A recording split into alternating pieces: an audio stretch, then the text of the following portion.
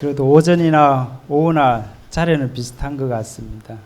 오늘 조금 코로나로 인해서 많이 못 나오고 해서 조금은 허전했었는데, 그래도 아까 기도하신 것처럼 목사님 이제 예배 인도차 가셨고, 이 시간은 이제 우리한테 주어진 또 한 2시간 정도의 시간이 됩니다.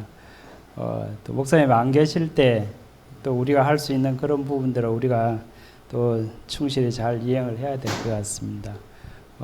오늘 들은 말씀이나 또 한 달 전에 계속해서 목사님 전하셨던 그 귀한 말씀들을 이렇게 나름대로 정리하셔서 또 우리 삶에 또 아름다운 적용들을 이렇게 같이 나누시고 하는 그런 시간이 되었으면 좋을 것 같습니다. 시간은 자유롭게 하시고 적당히 알아서 이렇게 하시면 될 것 같습니다. 안녕하세요. 저는 머리로만 이해하는 갓난아이 신앙에 대해서 말씀 나누겠습니다. 지난 말씀 나눈 시간을 통해 저는 여러 성도님들의 공감과 지지의 말씀들이 저에게 큰 힘이 되었습니다. 교회를 다니면서 저는 싱거운 신앙생활을 하였으며 또 그것에 만족하였습니다. 그러나 교제의 깊이가 깊어질수록 동떨어져 있던 신앙에서 교회 속에 속해지는 기분이 들어 매우 들뜨고 행복했습니다. 그래서 그런지 더 나은 모습을 보여주고 싶은 저만의 조바심이 생겼습니다. 고백은 하였으나 어떻게 해야지만 고백처럼 살아내질까라는 고민 속에 사로잡혔습니다.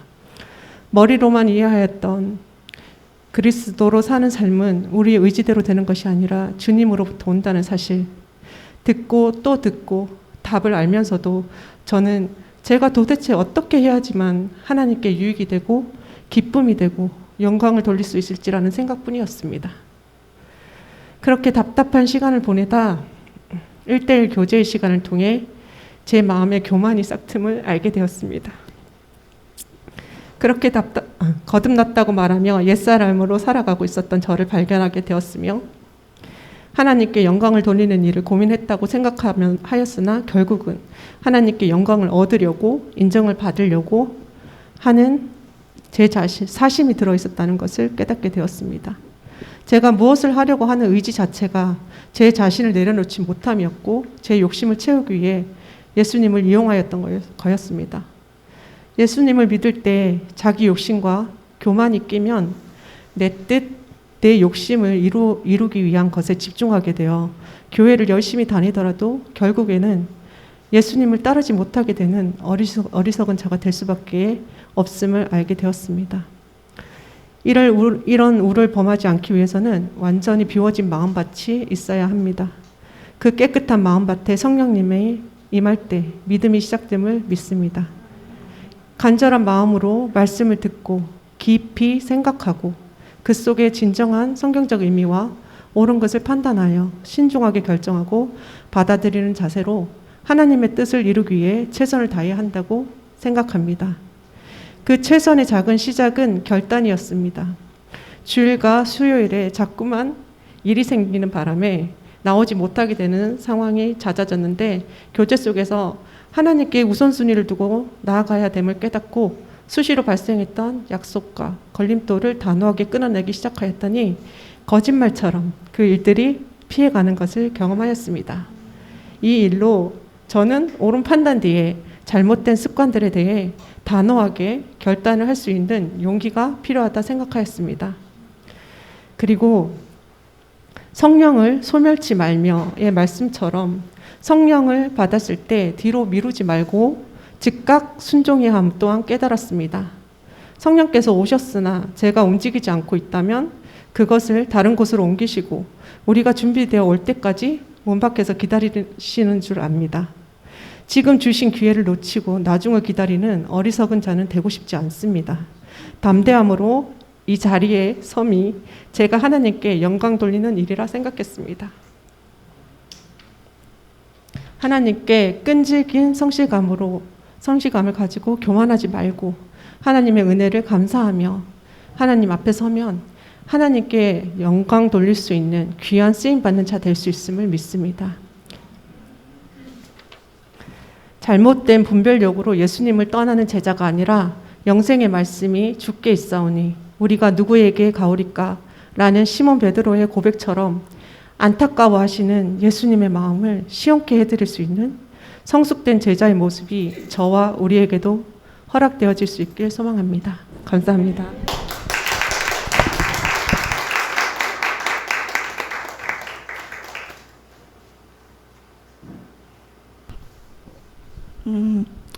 저는 이제 오전 말씀에서 목사님께서 세상의 풍속 문화, 마귀와 사단이 어떤 전략을 가지고 우리들을 넘어뜨리려 하는가를 우리가 알아야 한다 했잖아요. 그래서 이 시간에는 제가 이제 생각하는 요즘 저의 또래들 세대가 어떤 가치관을 가지고 있고 어떤 그런 풍조에 젖어들어 있는지에 대해서 좀 나누려고 합니다.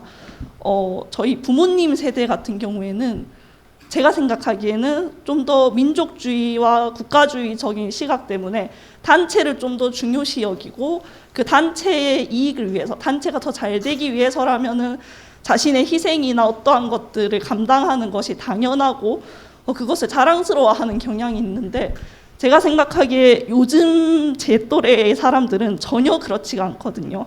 단체보다는 오히려 개인에 맞춰져 있어서 내가 중심이 되고 내가 제일 중요하기 때문에 내가 다른 사람들한테 피해만 주지 않는다면은 그냥 내가 원하는 대로 살아가는 것이 당연한 그런 시대가 되었다고 저는 보거든요.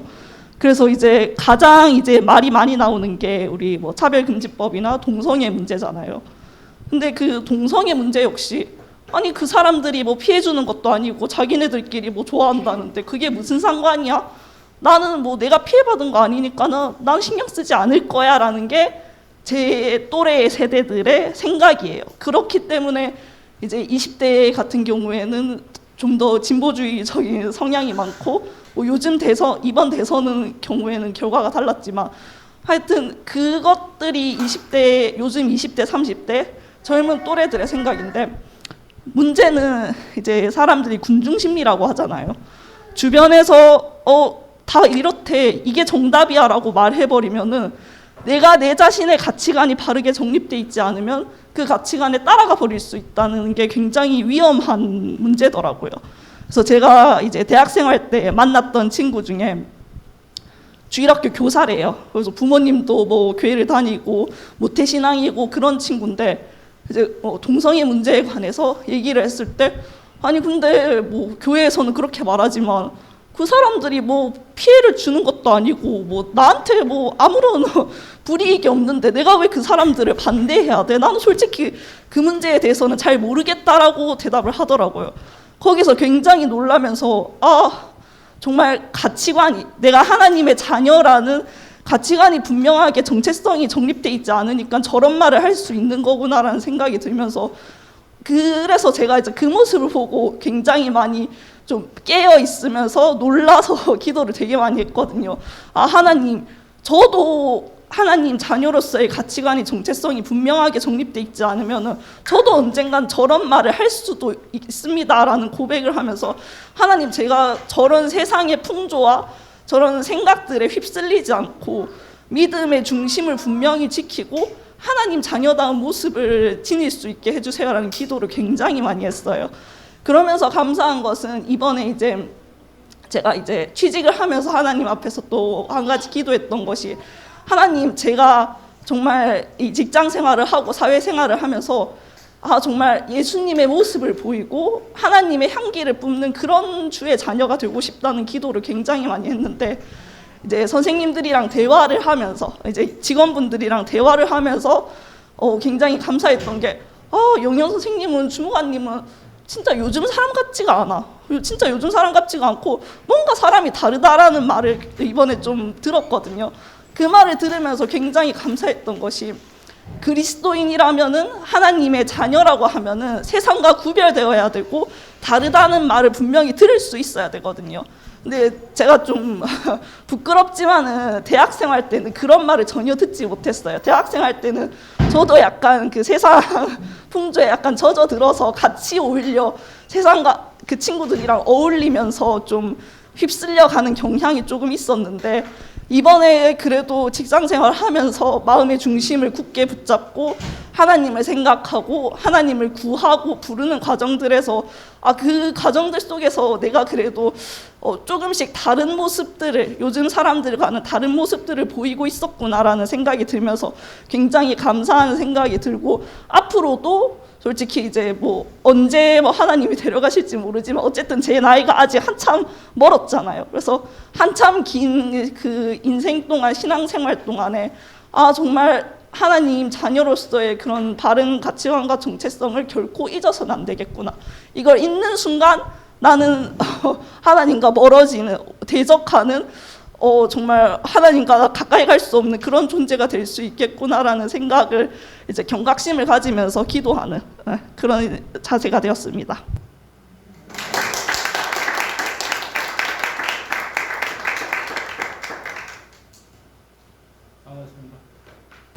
반갑습니다. 또 금방지게 제가 또 나왔습니다. 목사님이 없으니까 조금 더 자신감을 가지고 나오시기 바랍니다. 우리 시간이 또 많이 주어진 것 같습니다, 오늘. 그래서 저는 오늘 목사님 말씀에 좀 연결해서 또 우리 영현자매님 말씀에 연결해서 좀 부연적으로 조금 전할까 합니다. 여러분들 목사님 포스트 모더니즘이라는 말을 설교 중에 자주 하시잖아요.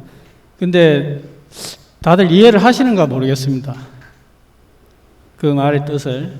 근데 이 말은 먼저 모더니즘을 알아야 됩니다. 모더니즘을 알고 그 다음에 포스트 모더니즘으로 이어지거든요. 그러면 모더니즘은 뭔가? 모더니즘은 그 전에 있었던 사상입니다. 모더니티라고도 얘기를 하죠. 이제 사회학이라든지 이런 걸 조금 이제 공부를 하시고 좀 하면 알 수 있는 부분인데, 모더니티를 그냥 한국말로 다르게 얘기를 하면 근대성입니다. 근대성. 그리고 현대성. 그러면 우리가 중세시대 다음에 근대시대라고 배웠죠, 그죠? 고등학교 때. 배웠습니까? 안 배웠습니까? 그죠? 배웠죠, 그죠? 근대시대, 근대성이 모더니티고 모더니즘이거든요. 그러면 그 근대시대 때 사상이 뭐였는가를 알아야 됩니다. 그래야 포스트 모더니즘을 이해할 수가 있는 거예요. 그런데 그 전에 그런 모더니티를, 그때 그 모더니즘의 사상이 뭐가 주를 이뤘냐면은 기독교 사상입니다. 그 당시에 프로테스탄트, 그러니까 종교개혁을 이루었던 그 시민들, 그 사람들이 사상이 주가 되어서 법을 만들고 그 법치주의를 이렇게 이루어내는 그 시대가 바로 근대 시대입니다. 근대성을 이루었던 시대가 그 사상이 주로 이뤘습니다. 그러니까 통합적인 체계, 정부도 하나고 이렇게, 그러니까 하나님이 주신 그 진리 가운데 청교도적인 행명을 가진 사람들이 시민이 되어서 이루어진 사회, 그게 근대시대의 사상이고 근대성을 말할 수 있는 거예요. 거기서 자본주의가 나왔습니다. 그 모더니즘 그 시대에 그 자본주의를 이뤘던 세력들이 청교도 사상을 가지고 있던 그 시민들이에요. 그 사람들이 자기에게 주어진 하나님 그 믿음을 가지고 열심히 일을 해서 돈을 벌고, 5달란트 준 사람은 5달란트를 남기고, 그래서 이 사람들의 사상이 뭐였냐면은 나에게 주신 재능을 가지고, 나에게 주신 부를 가지고 남기는 것, 이게 하나님께 영광을 돌린다라고 생각한 사람들이 많았다라는 거예요. 그렇지 않은 사람도 있습니다, 분명히. 그 이득을 취해가지고 내 부를 취하겠다는 사상도 있었지만은, 대다수의 그 시대의 사람들의 사상은 내가 열심히 일을 해서 성실하게 살고 나는 검소하지만은 요 부를 다른 데 투자를 하자, 이렇게 해서 자본주의가 형성된 게 있어요. 그 이론을 말씀하신 분도 있습니다. 그렇게 해서 자본주의가 형성됐다고 봐요. 근데 포스트 모더니즘은 이런 모든 걸 부정하고 해체하는 겁니다. 그러니까 말 그대로 근대주의 사상, 근대성을 없애자, 해체하자, 해방하자, 그게 포스트 모더니즘이에요. 그래서 건축에서도 그 말이 써있긴데, 포스트 모더니즘은 건축을 다 해체해가지고 그냥 자유롭게 기존의 사상과 틀을 깨고 새로운 걸 하자. 그게 이제 미술이든 이럴 때 다 들어가는 거예요. 근데 요 사상이, 마귀가 요 사상을 강력하게 밀고 있는 사상이에요. 그래서 포스트 모더니즘이라는 사상이 안 좋은 사상이죠. 거기서 성해방이라는 게 나옵니다. 그리고 성정치라는 게 나오는 거예요. 아까 목사님 얘기했죠. 동성애가 거기서 출발하는 거예요. 왜? 가정을 깨야 되니까. 그러니까 그게 이제 포스트 모더니즘이 신자파주의 사상이거든요. 근데 요 사람들이 왜 이걸 그럼 동성애를 옛날에는 공산주의자들이 동성애 싫어했거든요. 맞잖아요. 금기시였습니다. 자기들은 그런 거 싫어하니까. 근데 요 사상을 채용을 해가지고 기독교 사상이 이루어진 가정, 그 가정을 깨야 된다. 그래서 동성애 그 이론을 차용한 거예요. 그래서 요 이론을 주구장창 추구해가지고 그건 한 20년이 흘렀습니다. 그게 이제 견고한 진에 연계된 진지전이라는 하여튼 그런 이론이 나오는데, 여기서 이 사람들 요걸 자기들의 그 속에서 요거는 우리가 혁명을 하고, 초기에는 그랬어요. 혁명을 해갖고 깨부수고 새로운 정부를 세우자 했는데 그게 성공을 못했습니다. 다 실패했어요.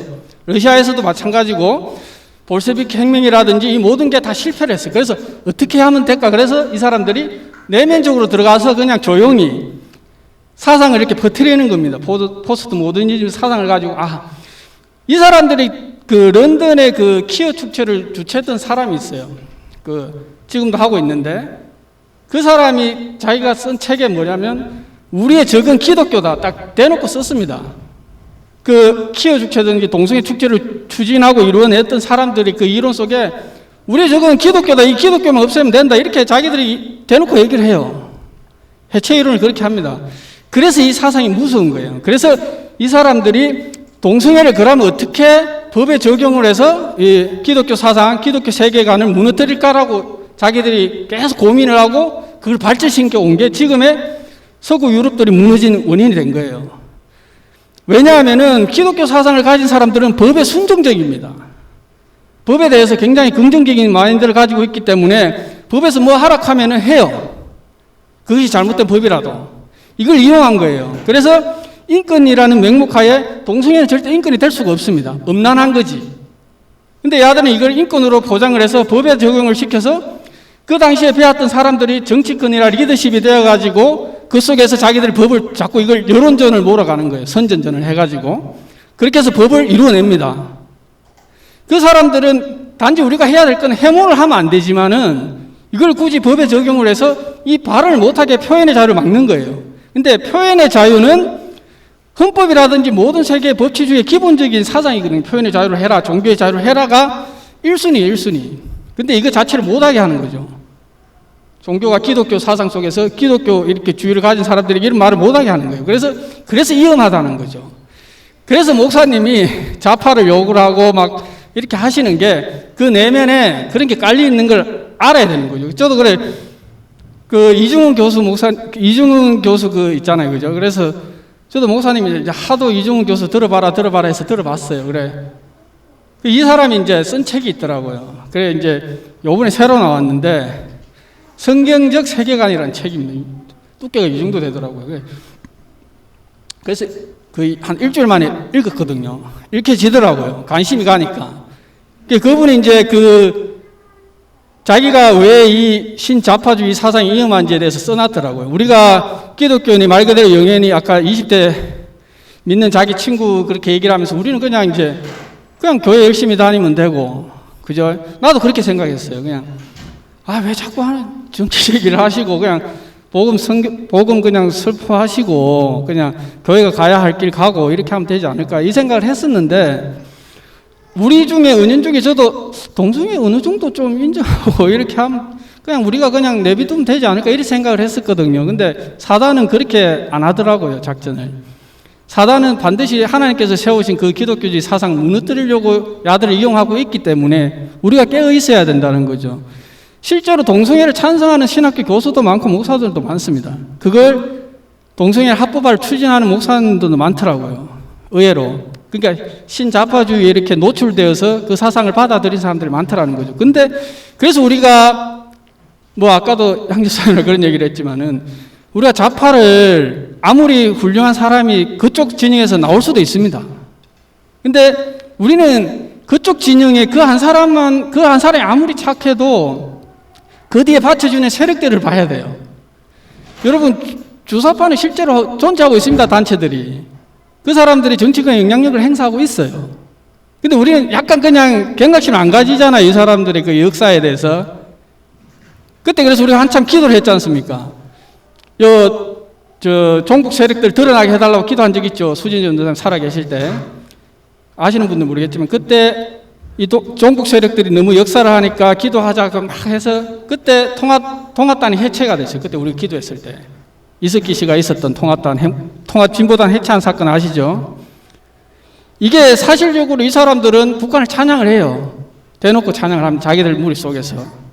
얼마나 웃긴 겁니까? 대한민국에서 대한민국 세금을 먹고 사는 국회의원이라든지 이런 사람들이 모여서 북한의 그 사상을 받아들이고 있어요. 근데 우리는 거기에 대해서 관심들이 별로 없잖아요. 근데 우리는 알고는 있어야 된다는 거죠. 그래서 우리가 이 좌파에서 아무리 훌륭한 사람이 나와도 인정할 수 없는 부분이 생기는 겁니다. 그래서 기독교가 보수주의가 될 수밖에 없어요. 이거는 뭐 전통을 고수하라는 말이 아니라 그냥 우리가 하나님이 주신 사상을 지키는 거예요.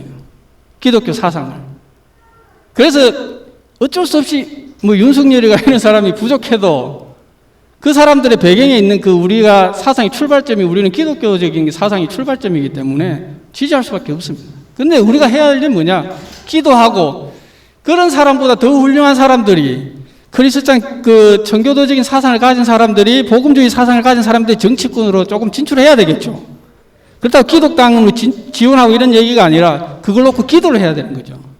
앞으로의 미래를 놓고 봤을 때에 거기에 대해서 우리가 알고 있어야 되는 거라는 거죠. 그래서 저도 그 책을 보면서 이 사람들이 근 몇십 년을 자기들의 사상을 이걸 이기기 위해서 엄청나게 자기들의 막 이론가들을 막 배출하면서 한 걸 눈에 보이더라고요. 그게 우리가 아까도 얘기했지만 이승만이건 박정희건 분명히 잘못한 게 있습니다. 독재자 뭐 이런 부분들이 실수한 부분들이 굉장히 많습니다.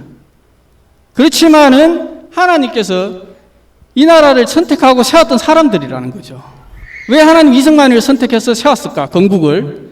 왜 박정희를 세워서 독재를 하게 하셨을까? 그 좋은 결과들이 이승만이 때는 시스템을 만들었어요. 이 사람이. 이승만 씨가.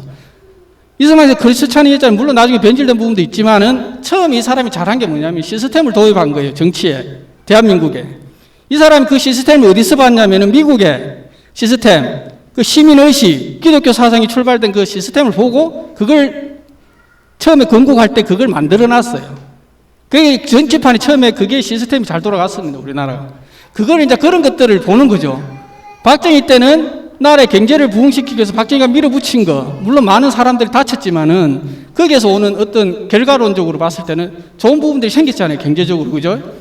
그래서 저는 이렇게 얘기합니다. 김일성이를 세운 것도 하나님 뜻이고, 그죠? 그때 제가 총각 때 이 부분을 가지고 토론에서 싸웠던 부분이 있었습니다. 근데 하나님은 김일성을 세우건 히틀러를 세우건 다 하나님이 뜻 안에 있다라는 거죠. 근데 우리는 뭘 해야 되냐면은 기도로서 그 시기를 땡기거나 기도로서 그 시기를 늦추는 작업을 해야 되는 거죠. 예를 들어서 김일성이 빨리 없어지길 바라는 기도를 하든지 히틀러가 빨리 무너지길 바라는 기도들을 하는 거죠. 그러면서 나라를 바꾸는 기도를 하는 거예요. 그런 부분들을 우리가 좀 준비를 하시고 내 정체성이 하나님의 자녀의 하나님의 백성인 그 정체성을 가지고 산다면은 우리가 이렇게 막 많은 이론들 속에서 흔들리지 않을 거예요. 오늘 아까 견고한 진을 파라 하면서 뒤에 나오는 말씀이 모든 이론들을 파하고라는 말이 나와요. 그러니까 우리가 세상에 많은 이론들과 많은 사상들이 있지만 나는 하나님 자녀이고 하나님의 백성이요 그리스찬이고 청교도고 복음주의 사상을 가진 사람이라는 걸 잊으면 안 된다는 거죠. 그래서 미래를 위해서 그렇게 기도를 하면 될 것 같습니다. 아멘.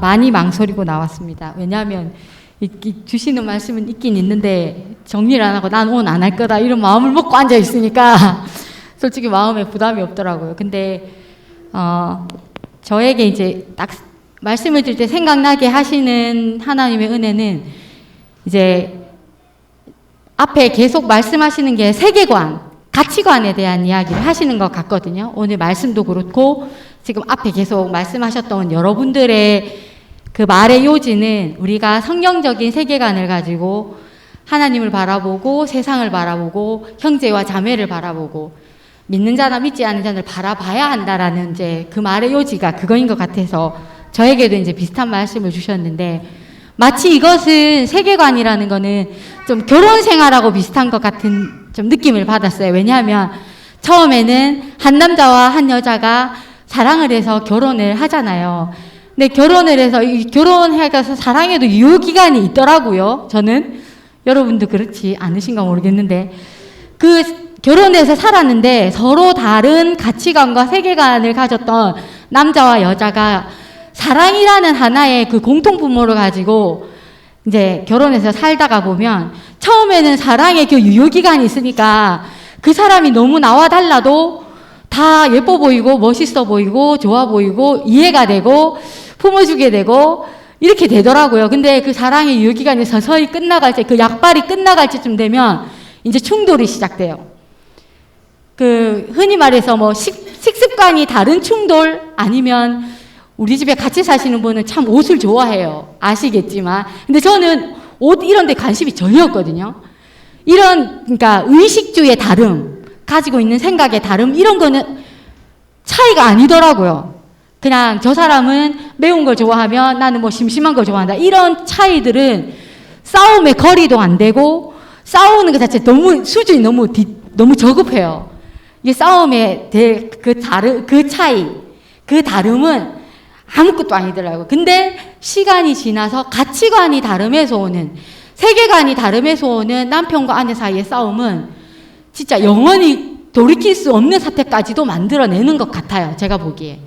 그리고 실제로 부부싸움을 해보셔서 알겠지만 서로 입맛의 취향의 차이, 옷 입는 스타일의 차이, 아니면은 자기가 뭐 인테리어를 좋아하고 나는 별로 관심 없고 뭐 치약을 썼는데 뒷공무니부터 짜냐 중간 짜냐 이런 차이에서 오는 다툼보다도 가치관에서 차이 오는 이거는 진짜 마음이 많이 상하게 돼요. 그럼에도 그러니까 하물며 부부 생활에서도 가치관이 다르고 세계관이 다르기 때문에 오는 그 다툼과 싸움이 굉장히 사람을 힘들게 하고 끝내 건너지 못할 강까지 가시는 분들도 있잖아요. 주변에 솔직히. 이런 분들도 있는데 우리가 그리스도인으로서 세상에 속해 살고 있다가 그때는 하나님의 부르심을 받지 못한 상태죠. 내가 하나님을 알지도 못하고 하나님의 부르심을 받지도 않은 상태에서 하나님의 일방적인 지명하여 불러주신 너 차혜란 나의 자녀가 돼 라고 일방적인 하나님의 부르심, 그 지명 당함을 통해 가지고 내가 전적인 하나님의 은혜로 하나님의 자녀가 되었을 때에 그동안에 수십 년을 세상의 가치관과 세상의 세계관 속에서 당연히 남들에게 피해를 주지 않고 다른 사람에게 해코지하지 않고 무난하게 어울려 살다가 하나님의 자녀로 부르심을 받았는데 하루아침에 성경적인 세계관과 가치관을 가져야 한다. 말씀을 듣는데 마음에 부딪힘이 없을 리가 있겠습니까? 우리가 정치적인 차이가 조금만 있어도 마음이 팍 상하고 서로 언성을 높이고 당신이 옳으냐 내가 옳으냐 내가 믿는 정당이 옳으냐 당신이 믿는 정당이 옳으냐 이렇게 다툼이 일어나는데 아주 밑바닥 근본부터 바꿔야 하는 사람의 인간성의 밑바닥부터 완전히 바뀌어져야 하는 이 성경적인 세계관을 갖는 것이 얼마나 사람으로 하여금 힘들게 하고 또 고민하게 하고 갈등하게 하는 것인가. 그래서 이거 제가 예수님을 초등학교 때 이제 저희 부모님이 예수님을 믿었기 때문에 어쩔 수 없는 상황에 그냥 끌려옴을 당한 거죠. 부모님의 선택에 의해서 우리는 이제 오늘부터 교회 간다. 예수님 믿을 거다. 이렇게 해서 아무 결정권이 없는 우리는 그냥 부모님이 그렇게 하니까 교회를 나오게 됐어요. 그래서 교회 가운데서 교육을 받고 성경도 배우고 말씀도 듣고 주일학교 선생님께도 뭐 성경적인 배경지식을 받지만 그렇다고 해서 성경적인 세계관이 형성이 되거나 마치 하나님의 뜻이 무엇인지 막 알게 되고 이런 관심이 생기지는 않거든요. 그냥 조금씩 교육을 통해서 조금의 변화는 있지만 내면의 깊은 영혼의 깊은 내면에서부터의 완전히 바뀌어지는 역사는 사실은 좀 미미하더라고요. 제 경험으로 볼 때에. 그런데 하나님의 일방적인 만나주심을 통해 가지고 진짜 통회하고 자복하고 회개하는 그런 역사가 개개인에게 일어났을 때에 그때서야 비로소 하나님의 만져주심을 경험할 때에 내가 하나님의 사람으로 바뀌어져야 되겠구나.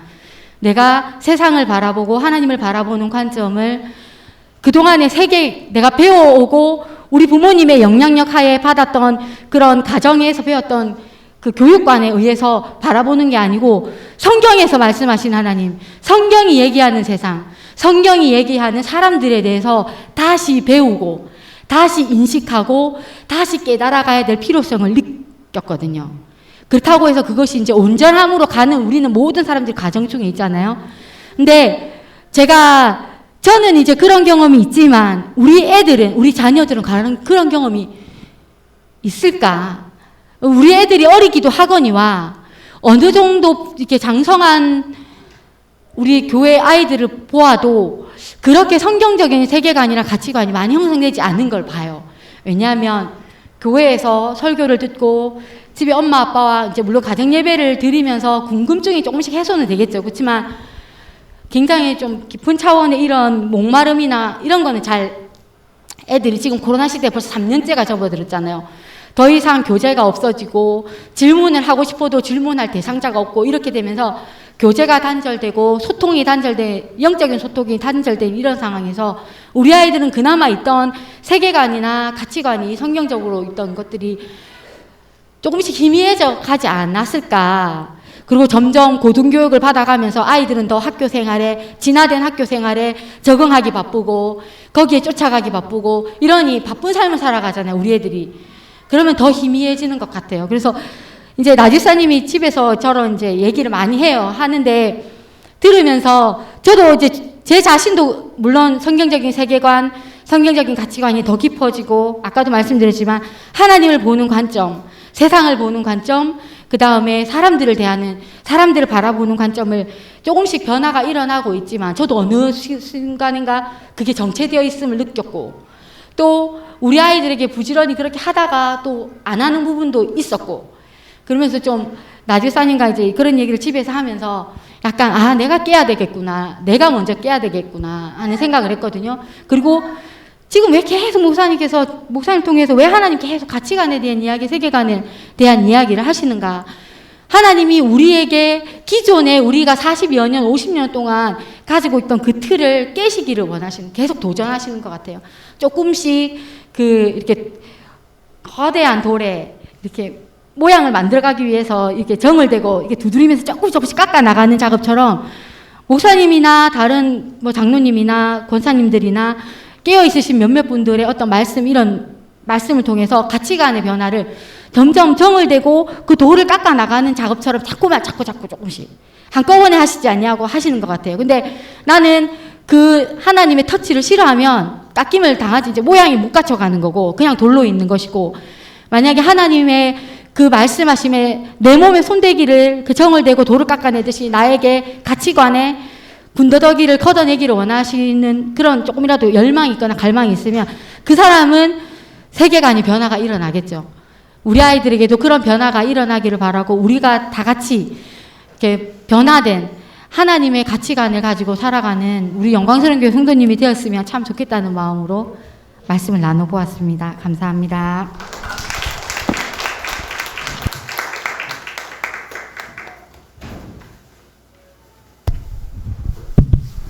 예. 저번에 우리 간증하기에 있었을 때 저는 김경 집사님 앞에 나와서 이야기하실 때 저는 되게 개인적으로 위안이 되었고 오늘은 영예이 자매 이야기할 때 영예이 자매 솔직하게 저렇게 이야기하는 모습들이 참 좋구나 이런 생각이 들었는데 저는 되게 집사님들이나 계신 분들 아시겠지만은 교회는 오래 다녔지만 정말 세상적인 이런 걸 제가 개인적으로 술이라든지 매일 먹는 건 아니지만 이 부분에 대해서 제가 너무 다른 집사님들보다는 못한다 이런 게 있었기 때문에 또 술 한 잔 먹고 나면은 또 담배도 자연스럽게 한 대 피게 되고 그럴 때는 제가 참 걸리는 게 많았는데 우리 교회의 이 느낌상 옛날에는 제가 너무 교회에 약간 영적인 부분은 1도 반대 안 하는데 약간 정치에 관련된 그런 영향인데 그런 게 대해서 너무 반대하는 성향이 강했기 때문에 집에서도 제가 되게 많이 싸울 수도 있었는데 정민 지사가 참 지혜롭구나 이런 생각이 많이 들었거든요. 근데 제가 지금 느낄 때는 그렇지 않은 감정들도 참 많겠다 이런 느낌을 가지면서 제가 성숙해졌다는 건 아닌데 옛날에는 교회 집사님들 너무 반대쪽인 그런 의견을 막 보면서 화가 나고 막 그렇더라고요. 근데 요즘에는 이제는 화가 안 나고 어떤 느낌이 드냐면 그렇다고 제가 뒤에서 빈정대는 이런 게 아니고 저는 대부분 제가 찍은 사람은 대통령이 잘 안 되더라고요. 그래서 이번에도 제가 찍은 사람이 안 됐습니다. 근데 이번에는 제가 찍은 사람이 안 됐지만 속으로는 지금 당선인이 되기를 바랬거든요. 제가 왜 그 마음이 있었냐면, 뭐 여러분들처럼 그런 큰 뜻보다는 그동안 너무 뭐 동성애라든지 뭐 그 인권 관련된 그런 것들이 우리가 시대적 흐름이라고 그렇게 우리 교회에서는 하기보다는 좌파 정권들에 의해서 이게 짜주는 거다, 그런 걸 너무 많이 들은 것 같았어요. 그래서 저는 제가 이거 봤을 때 그럼 그런 것들이 정말 그 앞에 있던 문재인 정권이라든지 노무현 정권 그때만 한 건지 그렇지 않지 않습니까? 그리고 무슨 의문까지 드냐면 좌파와 우파라고 말을 할 때 실제로 김대중 대통령이 대통령 됐을 때 이 동네 분위기상으로는 이제 뭐 공산주의 된다. 그때 저희 아버지는 그 김대중 대통령의 그 선거할 때 그 창간인 하는 거 있지 않습니까? 거기 앉아 계셨거든요. 그러니까 그 동네 사람들이 뭐라 그랬냐면 뭐 자식들 출세길 망치려고 거기 앉아 있나 그런 식이었거든요. 근데 김대중 대통령 되고 나서 우리나라 공산주의 되지 않았지 않습니까? 하려했는데 실패한 겁니까? 노무현 대통령 됐다고 해서 우리나라 공산주의로 갔습니까? 문재인 대통령 했다고 해서 공산주의로 갔습니까? 근데 우리가 어디에 좀 많이 빠져 있냐면, 전 진보하고 보수라는 말을 쓰는 것도 제가 굉장히 쏟고 있다고 생각하는 게, 지금 현재 문재인 정권이나 이런 정권을 진보라 그러는데 그건 진보가 아닌 거죠. 그 정도 약한 진보가 어디 있습니까? 근데 기존에 있던, 또 우리가 뿌리를 따지면 친일까지 가야 되겠지만, 그런 친일파들이 자기들이 쓰기 위해서 사회주의 독립운동 한쪽은 다 진보나 좌파 쪽으로 몰아보고, 자기들은 안정을 추구하니까 보수라는 쪽을 하는데, 실제로 진보나 보수 우리나라에 그리 나누는 것 자체가, 좌파 우파 나누는 것 자체가 저는 우리가 다 쏟고 있다 생각하거든요. 지역 감정이라는 거 이게 오래됐습니까? 실제로 박정희 대통령이 김대중 대통령하고 한판 붙어가지고 김대중 대통령 표 너무 많이 놓으니까 박정희는 경상도고 김대중은 전라도인데도 오히려 전라도에서 그 당시에 박정희 대통령 표가 더 많이 나왔지 않습니까? 근데 그거 가지고 인구수를 따져보니까 경상도 쪽이 훨씬 많으니까 지역 감정 만들어가지고 그다음 또 한번 우리가 확실히 지역 감정 넘어간 게 광주 민주화운동 일어났을 때 경상도 구인들 다 갔다 막 이런 식으로 해가지고 거기에 쏘아가지고 우리가, 그래서 저는 옛날에는 진짜 너무 화가 나고 우리 교회 분위기 이걸 보면서 너무 화가 나고, 그때 뭐 대표적으로 제가 목사님 뭐 그거 하면 밴드에 막 댓글도 다고, 얼마 전에 엊그제 선거 있었을 때 제가 카톡에서 나와버렸지 않습니까? 그때도 저는 뭘 하는 게 아니고 그 내용을 보면은 자식들에도 시켜야 된다, 자빨 어쩌고 막 이런 내용이 나와 있어요. 자빨 어쩌고. 그러면은 만약에 자녀들이 아빠 자빨의 반대말은 뭐예요? 그럼 꼴수 우파라 그럴 겁니까? 꼴수 우파 꼴통들이라 그럴 겁니까? 그래서 뭔가 지금 유튜브나 이런 거에 보면은 한쪽으로 치우쳐가지고 이쪽이 옳다고 치우쳐가 말하는 사람이고 이쪽이 옳다고 치우쳐가 말하는 사람이 있으면 저는 거기에 너무 빠지지 않았으면 좋겠습니다. 그 사람들은 그런 식으로 해가지고 먹고 살기 위해서 그런 건데, 정말 우리가 진짜 나라를 위해서 기도하면은 나라를 위해서만 기도해야지 왜 어느 한쪽을 찍어놓고, 그러면 여러분들 중에서 이재명은 거짓말쟁이다 그러면 믿지 않습니까? 그러면 윤석열은 엄청나게 치열하게 진짜 보도 듣지도 못한 그런 우상 숭배하는 거 다 올라와 있지 않습니까? 근데 그 말하면 여러분 어떻게 생각합니까? 이재명은 거짓말이다 그러면은 그래 거짓말쟁이지. 윤석열은 우상 숭배자다 그러면 그거 잘못된 뉴스야. 혹시 일이라도 그런 마음이 있으면 내가 진짜 공평한지, 내가 정말 나라를 위해서만 걱정하는 건지.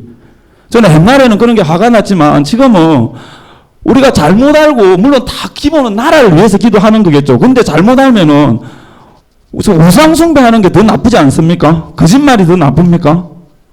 그래서 우리가 잘못 알고 기도하면은 진짜 나중에 하나님 만났을 때 큰일 날 수 있다는 거죠. 제가 논쟁을 하기보다는, 그래서 옛날에는 너무 화가 나고 그랬는데 지금은 정말 바르게 알고 기도해야 되겠구나 이런 느낌이 많이 들었습니다. 원래 이러려고 나온 건 아닌데 제가 앞에 잘 안 쓰니까. 그래서 우리가 믿고 있는 좀 세상적으로 갖다 붙이는 그런 것들이 정말 진짜 깊이 있게 내가 많이 공부해가지고 그런 거 아니면은 저는 목사님하고도 뭐 나중에 이 내용을 목사님 보실지는 모르겠는데 목사님께 그런 걸 제공하는 그런 분들이 저는 너무 있더라고요. 목사님 정말 영적으로 그렇게 순수한 그런 부분들을 계속 그런 쪽으로 갖다 주는 아주 그런 쪽만 그게 저는 너무 싫더라고요. 그래서 정말 진짜 어느 게 사실인지 한번 봤으면 좋겠습니다. 예.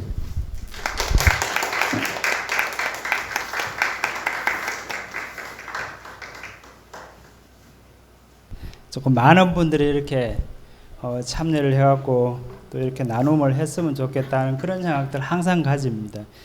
전에도 보면 이렇게 나눔하고 할 때 보면 이렇게 빨리 하시는 분들도 있고 또 뒤쪽을 이렇게 또 자리를 포석하시는 분들도 계시는데 그러다가 또 또 시간이 다 돼서 또 못하고 하시는 분들도 계시는데 가능한 조금 많은 분들이 동참해서 어떤 전체적인 어떤 그런 얘기들을 이렇게 나누고 했으면 그런 생각을 많이 가져봅니다.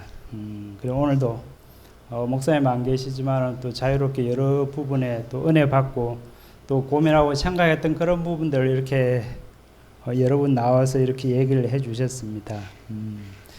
결론은 다 우리가 하나님 앞에 바로 서 있는 어떤 그런 정확한 정체성, 그게 참 문제인 것 같습니다. 우리가 주님 앞에 올바르게 서 있다면 우리가 분별하고 하는 그런 것들도 다 지혜롭게 할 수 있고 또 하나님의 은혜 가운데 할 수 있다는 그런 생각을 가져봅니다. 아까 오늘은 그 사명선언문을 그냥 쫙 읽어 내려가는 그게 아니고 1번부터 5번까지 이렇게 천천히 의미를 생각하면서 읽어보자고 목사님 얘기를 하셨는데 쫙 읽을 때는 그 화면 하나하나에 그게 뭐가 담겨 있었나 이런 것도 모르고 했는데 또 보니까 배경화면 다 틀리고 또 거기에 나오는 꽃들도 다 이렇게 다르더라고요. 지금 보면 이제 봄이 돼가지고 꽃도 피고 또 눈도 어떻게 보면 시샘하는 눈도 오고 하는데 저는 어떤 얘기를 또 조금 할까 하다가 항상 이런 자리에 나오면은 교회를 먼저 생각하는 그 마음들이 되게 좀 앞섭니다. 그래서 또 얘기를 하고도 또 얘기를 잘못했나 하는 그런 어떤 후회스러운 그럴 때도 있긴 하지만 그래도 우리가 가지고 있는 생각들을 이렇게 나누고 하는 것들이 교회가 나아갈 수 있는 그런 방향들을 조금씩 앞당겨 간다고 그렇게 생각을 합니다. 그러면서 저는 뭐 국어라든지 시라든지 하여튼 그런 쪽으로 조금 문외한데 우리 교회에 보면 두 분이 그런 쪽으로 참 밝은 분이 계신 것 같습니다. 우리 이 자리에 계신 김경식 집사님도 글을 잘 쓰시고 또 시 어떤 그런 쪽으로 많이 밝으시고 또 안 계시지만 임덕길 집사님도 보면 참 그런 쪽으로 많이 탁월하다는 그런 생각을 많이 가지면서 오늘 저는 시 한 편을 이렇게 여러분한테 한번 읽어드리고 또 예배를 정리를 마무리를 했으면 좋겠습니다. 이 시는 제가 좋아서 했던 게 아니고 제가 이 시를 이렇게 받아 적으면서 이런 것들이 우리 신앙 생활을 하는 어떤 그런 측면에서 영적인 어떤 그런 부분에도 참 올바른 적용이 될 수 있겠다 하는 의미에서 시를 한번 받아 적어 봤습니다. 여러분들도 아실지 모르겠습니다. 이 시를. 이게 뭐 서시라든지 뭐 이름 있는 그런 것들을 다 아는데 제목 한번 불러 보겠습니다. 나 하나 꽃 피어라고 하는 조동아 시인이 쓴 어떤 시입니다. 근데 이 시는 이분은 이제 그 경북 구미에서 이렇게 태어나셔서 또 거기에서 이렇게 영남대 국문학과를 졸업하시고 그렇게 이렇게 하면서 또 고등학교 아마 교사를 이렇게 했습니다. 그러면서 이제 그 중앙일보 그 신춘문예 여기를 통해서 시인에 등단을 했는데 그리고 지금은 이제 교편도 다 놓고 경주에서 이렇게 목회를 하고 계십니다. 은퇴를 하셨는지는 모르겠지만 그렇게 침례교 쪽에서 목회를 하고 계신 분이 쓴 시인데 한번 파워포인트로 해가지고 이렇게 했으면 좋았는데 제가 한 번만 쉽게 천천히 한 번간 읽어드리겠습니다. 제목은 나 하나 꽃피어. 나 하나 꽃피어 풀밭이 달라지겠느냐고 말하지 말아라. 내가 꽃피고 나도 꽃피면 결국 풀밭이 온통 꽃밭이 되는 것 아니겠느냐. 나 하나 물들어 산이 활활 타겠느냐고 아니야 눈이 산이 달라지겠냐고도 말하지 말아라. 내가 물들고 너도 물들면 결국 온 산이 활활 타오르는 것이 아니겠느냐. 이 짧은 구절로 된 시인데 저는 이 시를 보면서 참 우리 신앙생활하는 우리 자신의 모습을 한번 돌아보게 되더라고요. 어떻게 보면 나 하나의 어떤 그런 안일함으로 인해서 이렇게 조금 후퇴해 있고 또 게으르고 하는 어떤 그런 모습들이 참 부끄럽다 하는 그런 생각이 많이 들더라고요. 이렇게 어떻게 보면 나 하나 꽃피가지고 꽃밭을 만들 수 있겠느냐 하는 어떤 그런 얘기를 하는데 참 부정적인 어떤 생각에서 보면 나 하나쯤이야 하는 어떤 그런 생각들 속에서는 결코 꽃밭이 될 수가 없습니다. 그렇지만은 긍정적인 어떤 그런 모습 속에서 보면 다 조건이 안 좋고 힘들고 다 어떤 그런 상황이지만은 나 하나 좀 희생하고 또 따라오는 그 누군가가 생길 때 거기에는 꽃밭이 이렇게 형성되는 모습 볼 수 있고 다 어떻게 보면 명산에 물이 잘 든 어떤 그런 단풍나무 같은 그런 나무로 살기를 원합니다. 그렇지만은 자기 어떤 희생이나 어떤 섬김이라든지 어떤 그런 것들을 포기한다면은 물론 결코 그 아름다운 꽃밭도 만들 수 없고 또 그렇게 아름다운 물든 어떤 가을 단풍산을 만들 수도 없습니다. 우리가 서 있는 곳에서 우리는 항상 최선을 다해야 될 것 같습니다. 어떻게 보면 아까 앞에도 얘기했다시피 코로나가 3년 되고 나서 우리가 잃은 것들이 어떻게 보면 참 많은 것 같습니다. 오늘도 아까 생각을 하면서 차 안에서 밥을 먹고 다 따로따로 이렇게 숟가락을 부딪히면서 밥을 먹고 해야 되는 어떤 그런 좋은 시대가 지나고 참 어려운 과정 속에 있는데 이런 어려운 어떤 그런 과정일지라도 우리 한 사람 한 사람이 자기가 처해 있는 어떤 하나님의 자녀로서 어떤 올바른 정체성을 가지고 또 서로를 이렇게 챙겨가면서 요즘 보니까 참 좋은 모습들 많이 보입니다. 새로 나오신 분들 섬기는 그런 분들도 보이고 또 알게 모르게 섬겨가는 어떤 그런 모습들 보면서 그래도 어려운 가운데서도 우리 교회에 또 희망이 있구나 하는 그런 생각을 가지면서 한 번쯤 우리가 처음에 품었던 어떤 영광스러운 교회에 대한 그런 비전들을 한 번씩 중간쯤 가다가 이렇게 한 번씩 뒤로 돌아보면서 점검하는 그런 시간들도 우리가 가지면 참 좋을 것 같습니다. 그렇게 열심히 그 오랜 시간 동안 그 마라톤을 하면서 혼자 외롭게 하면서도 제일로 관심 있게 보는 것은 뒤에 누군가 따라오는가 하나 이렇게 돌아보는 어떤 그런 시선들, 그런 장면들 아마 보신 경우 있을 텐데, 물론 뒤를 돌아보면서 또 힘들어하는 지체들을 또 섬길 수 있는 여유도 있어야 되고, 또 우리가 가졌던 그 마음의 목표를 이렇게 흔들림 없이 힘들고 하지만은 끝까지 우리가 최선을 다해서 이루어가는 그런 과정들이 필요한 것 같습니다. 알게 모르게 우리에게 맡겨진 크고 작은 일들이 있습니다.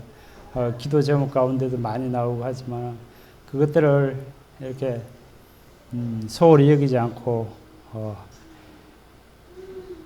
잘 감당해서 나갈 때 또 마지막 시대 하나님이 기뻐하시는 아름다운 영광스러운 교회를 이렇게 만들어갈 수 있을 것 같습니다. 목사님 오실 때까지 기도해 주시고 또 코로나로 인해서 이렇게 많은 어려운 가운데 있는 분들이 있지만 잘 극복하고 또 잘 회복하여서 또 이렇게 믿음 생활을 하는데 조금 더 불편함이 없도록 여러분들 많이 기도해 주시고 또 챙겨 주시면 좋을 것 같습니다.